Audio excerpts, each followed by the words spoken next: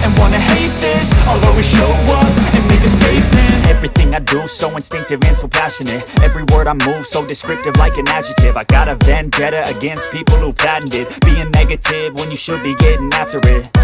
Ice magic के लिए perfect है और तुम अब जिंदा नहीं रहने वाले हो। वो आसमान में एक विशाल बर्फ का क्लस्टर बनाता है और ग्रीस पर गिरा देता है। इस बार ग्रीस घबरा कर उसे डोज करता है और इससे कंफर्म हो जाता है कि ग्रीस को चोट लग सकती है। फिर थियोन लगातार अटैक कर रहा था, तभी लियो नोटिस करता है ग्रीस की मोटी सी तेज रोशनी निकल रही है, यानी वो कॉन्सेंट्रेटेड माना पंच तैयार कर रहा है। तो वो सब सतर्क होने के लिए कहता है, लेकिन अब काफी देर हो चुकी थी। थियोन के पास कोई ऑप्शन नहीं बचता, तो वो अपनी पूरी ताकत से आइस पंच से काउंटर अटैक करता है और उनके टकराव से इतनी जबरदस्त ब्लास्ट होती है कि दूर पहाड़ी पर खड़ा बिल भी उसे महसूस कर लेता है और उसका ध्यान पूरी तरह से भटक जाता है, जिसका फायदा उठाकर काउंट वहां से भाग निकलता है। वहीं लॉर्ड तुरंत बाकी सबकी हालत चेक करता है, तो सभी ठीक थे, लेकिन उसे क्लियर और थियोन कहीं नजर नहीं आते। वो चारों तरफ देखता है और अचानक से काफी डर जाता है क्योंकि क्लियर को पकड़े हुए था और वो तुरंत ही एक एयरशिप में चढ़कर भागने लगता है। थियोन गुस्से में अपने पैरों के नीचे आइस क्लियर बनाकर एयरशिप तक पहुंचने की कोशिश करता है और वो काफी करीब भी पहुंच जाता है, लेकिन इतनी ऊंचाई पर उसकी बर्फ ज्यादा देर टिक नहीं पाती। फिर पिलर अचानक टूट जाता है और थियोन तेजी से जमीन की तरफ गिरने लगता है। तो लॉर्ड तुरंत सिलिका को उसे बचाने के लिए कहता है। सिलिका वैसे ही करती है और थियोन को सेफली जमीन पर उतार देती है। ग्रीस क्लियर को लेकर काफी दूर तक आ चुका था, लेकिन थियोन फिर से जाने की कोशिश करता है। तो लॉर्ड उसे रोकते हुए कहता है कि उतनी हाइट पर उसे पकड़ना नामुमकिन है। इस पर थियोन गुस्से में चिल्लाता है कि तुम्हें क्या लगता है तुम उसे बचा सकते हो। इस पर कर्स कहता है कि भाई तुम अभी क्लियर को बचाने में फेल हो चुकी हो, तो तुम्हें दूसरों पर भी थोड़ा भरोसा करना चाहिए। यूई भी कहती है कि लॉर्ड के कारण ही तुम अभी मरते मरते बचे हो, तो उस पर थोड़ा भरोसा करो। ये सुनकर थियोन चुप हो जाता है क्योंकि उसके पास कोई और ऑप्शन नहीं था। वो गहरी सांस लेकर कहता है कि ठीक है, मैं तुम पर भरोसा करूंगा। तो लॉर्ड कहता है क्लियर को वापस लाने का मेरे पास एक परफेक्ट प्लान है, लेकिन उसे पूरा करने के लिए मुझे तुम्हारी मदद चाहिए होगी। दूसरी तरफ एयरशिप पर ग्रीस काउंट से कहता है कि तुम्हारा ये एयरशिप कमाल का है। तो काउंट हल्की मुस्कान देता है, लेकिन अंदर ही अंदर वो अपने अगले कदम की प्लानिंग कर रहा होता है। ग्रीस सोचता है कि काउंट ने इसका इस्तेमाल इश्तिहार पर हुए हमले के दौरान ऊपर से अटैक करने के लिए क्यों नहीं किया। तभी काउंट उसे बताता है कि आज पहली बार ये जहाज असली उड़ान भर रहा है। ये सुनकर ग्रीस थोड़ा डर जाता है, लेकिन काउंट उसे भरोसा दिलाता है कि ये बिल्कुल सुरक्षित है और इंजन फेलियर का कोई चांस नहीं है, क्योंकि आखिरकार उसने परफेक्ट पावर सोर्स ढूंढ लिया जो कि पिछले डीमन लॉर्ड के शरीर का एक टुकड़ा था। ये सुनते ही ग्रीस हिल जाता है और पूरी बात समझने के लिए कहता है। तो काउंट बताता है कि जब उन्होंने डीमन लॉर्ड को हराया गया था तो उसका शरीर पूरी तरह से नष्ट कर दिया गया था, लेकिन उसने किसी तरह उसका एक छोटा टुकड़ा हासिल कर लिया जिसमें अब 20 शक्तिशाली मैजिक पावर मौजूद है और उस टुकड़े से वो अनंत मैजिक पावर निकालने में सफल रहा। ये जानकर ग्रीस डर जाता है क्योंकि उसका मतलब था कि काउंट असल में उस डीमन लॉर्ड की आत्मा से जबरदस्ती ऊर्जा खींच रहा है। और सबसे डरावनी बात थी कि काउंट ये सब कहते हुए खुद पर बहुत गर्व महसूस कर रहा था। काउंट कहता है कि वो इस दुनिया का सबसे शक्तिशाली मॉन्स्टर देखना चाहता है। उन्हें पूरी तरह अपने कंट्रोल में करने के ख्याल से ही वो बहुत खुश हो जाता है। तो ग्रीस उसे देखकर सोचता है कि ये पागल तो मुझसे भी ज्यादा संगीन है। और इससे पहले कि काउंट और कुछ बोल पाता, अचानक अलार्म बज उठता है। दोनों जल्दी से मॉन्स्टर की ओर देखते हैं और वहां लॉर्ड और बाकी ग्रुप उनकी तरफ आ रही थी। उन्होंने थियान की आइस मैजिक और लॉर्ड के हाल ही में सीखे हुए एंटी ग्रेविटी मैजिक को मिलाकर ऊपर तक पहुंचने का तरीका ढूंढ लिया था। हालांकि इस स्पेल में अभी भी कुछ परेशानियां और इसकी रेंज लिमिटेड है, लेकिन इस सिचुएशन के लिए ये बिल्कुल परफेक्ट है। आखिरकार पूरी टीम एयरशिप पर पहुंच जाती है और क्लियर को छोड़ने के लिए कहती है। तो ग्रीस उन्हें रोकने के लिए टॉप डे की तरफ भागता है। वो उनकी जिद और लगातार कोशिश देखकर हैरान होता है, लेकिन क्लियर को छोड़ने का उसका कोई इरादा नहीं था, इसलिए वो सीधा उन पर अटैक करने के लिए चार्ज करता है। और पलक झपटते ही लॉर्ड सब पर एक साथ एनहेंसमेंट मैजिक कास्ट करता है और सब लोग ग्रीस के अटैक से बचकर अलग-अलग दिशाओं में कूद जाते हैं। और थियोन तुरंत काउंटर अटैक करने की कोशिश करता है, लेकिन उसका आइस सॉर्ड ग्रीस की आर्मर से टकराते हुए टूट जाता है। ग्रीस की माना आर्मर अभी भी उतनी ही मजबूत है जितनी जमीन पर थी, लेकिन लॉर्ड के पास उसे हराने का एक खास प्लान था। ग्रीस का ध्यान भटकते ही लॉर्ड उस बारे का छोटा सा स्पेल कास्ट कर देता है। फिर वो अपने साथियों को सिग्नल देता है और सब मिलकर ग्रीस पर एक साथ टूट पड़ते हैं। उनके लगातार अटैक के चलते ग्रीस बार-बार अपनी माना आर्मर को एक्टिवेट करने पर मजबूर हो जाता है, लेकिन फिर भी उनकी टीम को कोई फायदा नहीं होता और लड़ाई के दौरान थियोन दीवार से जोर से टकरा जाता है। ग्रीस हंसते हुए कहते हैं कि क्या उन्हें सच में लगा कि इतने कमजोर हमलों से वो उसकी शील्ड को तोड़ सकते हैं, लेकिन थियोन आराम से जवाब देता है कि हमने कभी उम्मीद नहीं की थी कि अटैक तुम्हारी शील्ड को तोड़ पाएंगे। ग्रीस को थियोन का मतलब समझ में नहीं आता और वो उसे इग्नोर करते हुए थियोन को खत्म करने के लिए पूरी ताकत से माना पंच के साथ आगे बढ़ता है। तभी डेविस अचानक उसके सामने आ जाता है और अटैक को ब्लॉक कर देता है। फिर अगले ही पल कुछ अजीब होता है। ग्रीस का पूरा हाथ अचानक बर्फ बनकर जम जाता है और फिर टूटकर बिखर जाता है, जो देखकर ग्रीस अपनी आंखों पर यकीन नहीं कर पाता क्योंकि उसने साफ देखा था कि थियोन ने उस पर अटैक नहीं किया था। तभी थियोन उसे बताता है कि तुम्हें लगा कि नॉर्मल अटैक था, लेकिन लॉर्ड ने पहले ही उस पर ऐसा स्पेल कास्ट कर दिया था जिससे ग्रीस को अपने शरीर के दर्द का एहसास नहीं हो रहा था। मतलब उसका शरीर धीरे-धीरे जम रहा था और उसे इसका पता तक नहीं चला। जहां तक उसके शरीर के जमने का सवाल है, लड़ाई शुरू होने के पहले से ही शरीर थियोन लगातार ग्रीस की तरफ कोल्ड एनर्जी छोड़ रहा था। आमतौर पर ग्रीस इसे अपनी माना आर्मर से ब्लॉक कर सकता था, लेकिन क्योंकि वो बाकी सबके अटैक को रोकने में बिजी था, उसे एहसास भी नहीं हुआ कि उसका शरीर धीरे-धीरे फ्रीज हो रहा है। सब कुछ लॉर्ड की प्लानिंग के मुताबिक ही हुआ और अब जबकि ग्रीस ने एक हाथ खो दिया, उसके पास लॉर्ड और बाकी सबके खिलाफ जीतने का कोई चांस नहीं बचा। लॉर्ड गुस्से में कहता है क्लियर को तुरंत हमारे हवाले कर दो और हारने के डर से घबराया ग्रीस तुरंत मुड़कर नीचे डेक की तरफ भागता है। वहां पहुंचते ही वो काउंट से कहता है कि उन पिंजरों में बंद सभी मॉन्स्टर को रिलीज कर दो। काउंट का चेहरा डर से पीला पड़ जाता है। वो ग्रीस को याद दिलाता है कि ये मॉन्स्टर बेहद खतरनाक है और अभी तक उन पर उसका पूरा कंट्रोल नहीं हो पाया। उन्हें अभी छोड़ना बहुत बड़ी गलती होगी, लेकिन ग्रीस पहले ही मुंह खोलने की कोशिश करने लगता है। तभी लॉर्ड और उसकी टीम उसे पकड़ने के लिए वहां पहुंच जाते हैं और जैसे ही थियोन की नजर क्लियर पर पड़ती है, वो गुस्से में चिल्लाता है कि उसे अभी आजाद करो, लेकिन ग्रीस उनकी बात अनसुनी करते हुए सभी मॉन्स्टर को छोड़ देता है। वो आदेश देता है कि मॉन्स्टर लॉर्ड और उसके साथियों पर हमला करे, लेकिन उसी समय एक विशाल सांप उल्टा ग्रीस पर ही हमला कर देता है। काउंट गुस्से में चिल्लाता है कि उसने पहले ही कहा था कि कंट्रोल सिस्टम परफेक्ट नहीं था, अब ये मॉन्स्टर किसी की बात नहीं मानेंगे। सौभाग्य से काउंट ने ऐसी सिचुएशन के लिए पहले से ही एक खास प्रोटोटाइप तैयार कर रखा था। वो फर्श के नीचे से एक मैजिक क्रिस्टल निकालता है और उसे एक्टिवेट कर देता है। क्रिस्टल से निकलती हुई साउंड वेव्स तुरंत सभी मॉन्स्टर के दिमाग पर असर डालती है और मॉन्स्टर कुछ पल के लिए वहीं जम जाते हैं। इस मौके का फायदा उठाकर थियोन तेजी से क्लियर के पिंजरे तक पहुंच जाता है। वो अपने आइस मैजिक का इस्तेमाल करके पिंजरे को तोड़ देता है और क्लियर को आजाद कर देता है, लेकिन तब तक काउंट ने मॉन्स्टर को फिर से लोहे की टीम पर अटैक करने का आदेश दे दिया था और अब यहाँ से निकलना बेहद मुश्किल होने वाला था। सब लड़ने की तैयारी कर रहे थे कि अचानक क्लियर उन्हें रोक देती है। वो कहती है कि वो किसी निर्दयी मॉन्स्टर को चोट नहीं पहुंचाने देगी। फिर क्लियर अपनी एंशिएंट मैजिक का इस्तेमाल करती है और धीरे धीरे गाना गाना शुरू करती है। जैसे ही मॉन्स्टर्स की मधुर आवाज सुनते हैं वो सब एक एक करके अपनी जगह पर ही जम जाते हैं। क्लेयर के गाने का पूरा असर होने में लगभग 30 सेकंड लगते हैं। काउंट चाहकर भी उसे रोकने के लिए कुछ भी नहीं करता। तो वो बस एक एंशिएंट मैजिक को अपनी आंखों के सामने देखकर इतना उत्साहित हो जाता है कि उसे रिकॉर्ड करने में ही लग जाता है। लेकिन गाने के दौरान अचानक वो डीमन लॉर्ड फ्रेगमेंट रिएक्ट करने लगता है और अगले ही पल पूरा जहाज जोर जोर से हिलने लगता है और रास्ते से भटक जाता है। काउंट का चेहरा डर से सफेद पड़ जाता है। वो समझ नहीं पाता कि अचानक ये क्या हो रहा है। अगर ये चलता रहा तो जहाज सीधे क्रैश हो सकता है। पहले तो उसे शक होता है कि शायद ये सब उन मॉन्स्टर की वजह से हो रहा है जिन्हें क्लियर ने कंट्रोल किया, लेकिन असल वजह तो कुछ और ही थी। जैसे ही जहाज जोर जोर से हिलना शुरू करता है, ग्रीस लड़खड़ाता है और गलती से उस कंपार्टमेंट को छू लेता है जिसमें डीमन लॉर्ड फ्रेगमेंट रखा हुआ था। किसी को ठीक ठीक समझ नहीं आता कि वहाँ क्या है, लेकिन ऐसा लगता है कि उसी पर ग्रीस का दिमाग पूरी तरह ब्लैंक हो गया था। काउंट जल्दी अंदाजा लगाता है कि क्लियर की एंशिएंट मैजिक ने फ्रेगमेंट में मौजूद डीमन लॉर्ड की लाइफ सोर्स को संतुलित कर दिया है। अगर इसे रोका नहीं गया तो ये बहुत बड़े ब्लास्ट में बदल सकता है जो पूरे जहाज को उड़ा देगा। बिना वक्त गवाए काउंट इंजन से फ्रेगमेंट को बाहर खींच लेता है ताकि इसे डीएक्टिवेट किया जा सके। इससे धमाके का खतरा तो खत्म हो जाता है, लेकिन फ्रेगमेंट जहाज का मेन पावर सोर्स भी था, इसलिए जैसे ही इसे हटाया जाता है पूरा जहाज तेजी से नीचे गिरने लगता है। सौभाग्य से लॉर्ड अपने ग्रेविटी मैजिक का इस्तेमाल करता है जिससे एयरशिप के गिरने के बावजूद सब लोग जमीन पर टिके रहते हैं। लेकिन अब उनके सामने से भी बड़ा खतरा था। ग्रीस कुछ पल तक दर्द से तड़पता है और फिर धीरे धीरे उठता है। उसकी आंखें पूरी तरह ब्लैंक जैसे उसे कोई होश ही ना हो और फिर वो पागलों की तरह चिल्लाने लगता है कि उसे डीमन लॉर्ड फ्रेगमेंट दे दिया जाए। काउंट कुछ देर सोचता है और फिर समझ जाता है कि ग्रीस अब डीमन लॉर्ड का व्हीसल बन गया है। काउंट मुस्कुराता है क्योंकि उसे लगता है कि अगर वो फ्रेगमेंट ग्रीस को दे देता है तो कुछ बहुत ही इंटरेस्टिंग देखने को मिलेगा। ये सोचते ही वो बिना हिचकिचाए फ्रेगमेंट को ग्रीस की तरफ फेंक देता है और जैसे ही ग्रीस फ्रेगमेंट को पकड़ता है उससे शरीर के चारों ओर एक डार्क एनर्जी का विशाल गोला बन जाता है। ये ऊर्जा इतनी खतरनाक थी कि उसने आसपास मौजूद सभी मॉन्स्टर को खींचना शुरू कर दिया था और उनकी लाइफ सोर्स को सोखने लगती है और उस एनर्जी स्फीयर के अंदर डीमन लॉर्ड की आत्मा ग्रीस के शरीर में जागने की तैयारी कर रही थी। वो जब क्लियर उन मासूम मॉन्स्टर की चीखें सुनती है तो अपने घुटनों के बल गिर जाती है। कुछ सेकंड्स बाद तेज रोशनी के साथ एनर्जी पेड़ फट जाता है और एक भयानक प्राणी सामने आता है। ये दानव ग्रीस और उन सभी मॉन्स्टर के शरीरों से मिलकर बना था। लॉर्ड तुरंत पहचान लेता है कि काई मीरा है। उसने मर्लिन की किताबों में इसके बारे में पढ़ा था। क्लियर की आंखों में आंसू आ जाते हैं। उसे यकीन नहीं होता कि इतने सारे निर्दोष मॉन्स्टर को इतनी भयानक शक्ल में बदल दिया गया। लेकिन काउंट बहुत खुश था। ये तो उसकी उम्मीद से ही कई ज्यादा अद्भुत था। खुशी खुशी में वो काई मीरा के बहुत पास चला जाता है और अगले ही पल वो दानव अपने विशाल पंजों से उसे सीधे 2 टुकड़ों में चीर देता है। लेकिन काउंट मरते वक्त भी मुस्कुरा ही रहा होता है। उसके दिमाग में आखिरी ख्याल बस यही था कि कितना अद्भुत प्राणी है। लॉर्ड और बाकी सब उसे देखकर दम रह जाते हैं। उन्हें समझ में नहीं आता कि कोई इंसान इस हालत में भी मुस्कुराते हुए कैसे मर सकता है। लेकिन उसके पास अभी ये सब सोचने का समय नहीं था। अगर वो तुरंत कोई अच्छा प्लान नहीं बनाते तो उनका अंजाम भी काउंट जैसा ही होने वाला था। उधर राजधानी में मर्लिन और एलोन महल की गलियारों में गुजर रहे होते हैं। एलोन पूछती है कि क्या तुम आज रात इंगेज होने का प्लान कर रही हो? तो मर्लिन आंखें भरती हुई जवाब देती है कि नहीं, क्या तो शराब भी नहीं है। रात को अगर मैं ड्रंक ना करूं तो मुझे डिप्रेशन होने लगता है, इसलिए मैं पास के पब में जा रही हूं। तभी दोनों अचानक मेन डोर के पास किसी को खड़ा देखते हैं। वो फिल था। एलोन लियोन की आंखें चमक उठती हैं। वो खुश होकर कहती है कि उसने उसे बहुत दिनों बाद देखा है, लेकिन सोचकर हैरान हो जाती है कि वो महल के गार्ड को पार करके अंदर कैसे आ गया। इस पर विल कहती है कि उसकी चिंता मत करो, मैं यहाँ कुछ बहुत जरूरी बात करने आया हूँ। तो मर्लिन तुरंत समझ जाती है कि कुछ गड़बड़। वो एलोन की तरफ देखती है और कहती है कि चलो मेरे कमरे में चलते हैं, आगे की बात हम वही करेंगे। वही एयरशिप में सभी काई मीरा से लड़ने के लिए तैयार होते हैं। डेविस तुरंत सभी को डिफेंड करने के लिए सबसे आगे खड़ा हो जाता है और सबको पीछे रहने के लिए कहते हैं। लॉर्ड भी फौरन उस पर डिफेंस बूस्टिंग स्पेल डाल देता है और जैसे ही काई मीरा उन पर हमला करता है तो डेविस किसी तरह उसे ब्लॉक कर लेता है। लेकिन ये साफ था कि वो ज्यादा देर तक ऐसे टिक नहीं पाएगा। हालत और भी खराब हो जाती है। तब उन्हें एहसास होता है कि एयरशिप